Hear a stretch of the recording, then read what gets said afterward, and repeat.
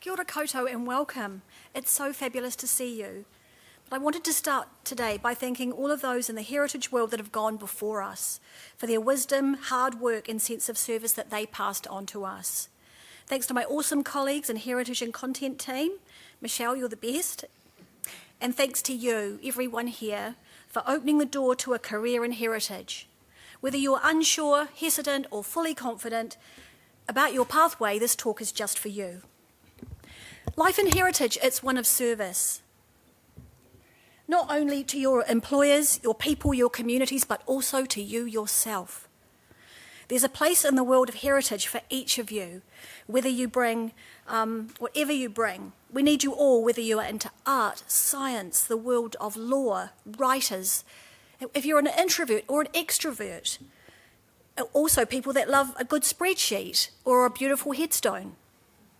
And as you've seen, we've all come to this world of heritage through our different pathways, bringing different ingredients. And here's how I got here.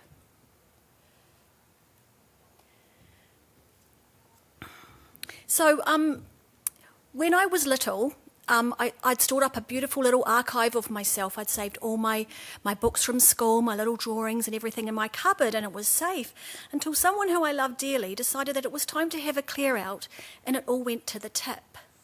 So the opening of the cupboard to find nothing there was a seminal moment, and yes, I was 8, but it was one of those things that made me go, right, I know this really mattered to me. So looking back into my childhood and my early years, here are some of the things that mattered. And this is one of the things I wondered whether it might help some of you who are thinking about, is this door right to open for me? Go back, run the movie of your childhood and your early years and work out what did wake you up, what was your light bulb moment, what was also something you never wanted to do again, but what piqued your curiosity. And you've heard many of us today kind of reverting back to some of those early feelings that they had about being in the world and their value in it. So I was a stamp collector. I loved the art of stamps. Whatever Happened to Baby Jane is a film with Betty Davis and Joan Crawford. And I saw that late one night, aged about 6. I was completely freaked out, but I thought, this is powerful. And I had a career in the end as a moving image archivist. So, you know, these little things can trigger you and make you go forward. I come from a long line of nurses who became librarians. Nursing, like banking for Chris, wasn't for me. I loved people and looking after them, but I'm not a nurse. My early art, this is my first art piece that I remember seeing. It's a Pākehā version of some South Canterbury rock drawings.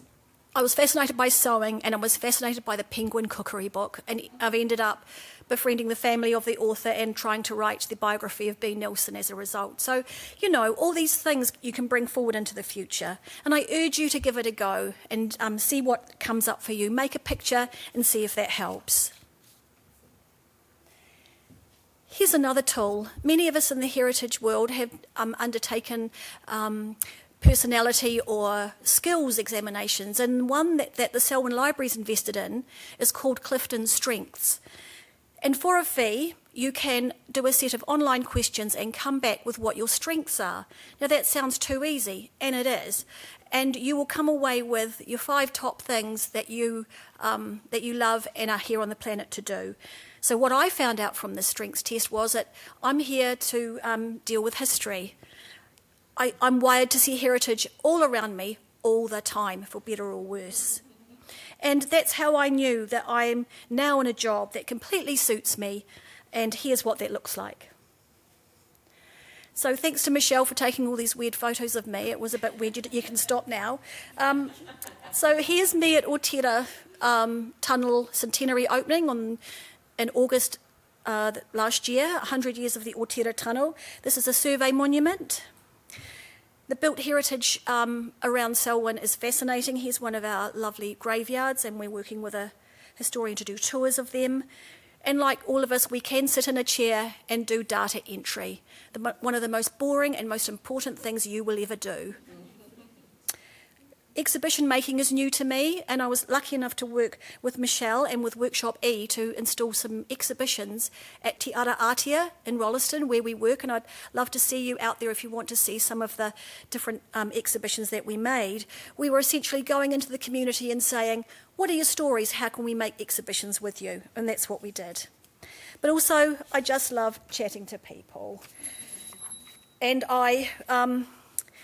that's one of the things I love to do. I do oral histories and I do workshops on oral history and just general community history gathering. So I was thinking about what tips might help, and there's too many here to go over. One of the things, you'll get a copy of this presentation if you want one. One of the things I want to talk to you about is understanding your allyship for Te Tiriti. I think it's really, really important if you're working in New Zealand that you understand what your relationship is to it, that you read deeply and widely, and you've never been more spoilt for resources and kōrero about that. I've got some reading, watching and listening tips for you, and there's some things there that will help. But just some of the things you've heard today, Lizzie and her curiosity, that whole thing about being nosy and finding out how stuff works. I ring up real estate agents and go, hey, I know you've got that homestead on the market, can me and Michelle come through and have a wee look? You know, you get to sort of unleash your inner detective, which is also very cool. So I think that's what I wanted to say, but finally, heritage is a long game. Instant gratification is not really a feature. Joy is found in small human places, connecting people with the past, telling their stories with them, and helping them feel seen and critically valued. In heritage, we're often confronted with ourselves, our triggers, our biases, our ego, our sense of right and wrong, especially when stuff gets difficult. And that's just so valuable. We grow as people in relation to those we serve. So, whenever you want to walk through the heritage door, try these 3 things. Understand your origin story, what superpowers you bring, and how you can contribute to those skills to the world of heritage, and ask us questions. We're here to help you, just as those who came before us helped us. Ngā mihi nui, that's it from me. Kia ora.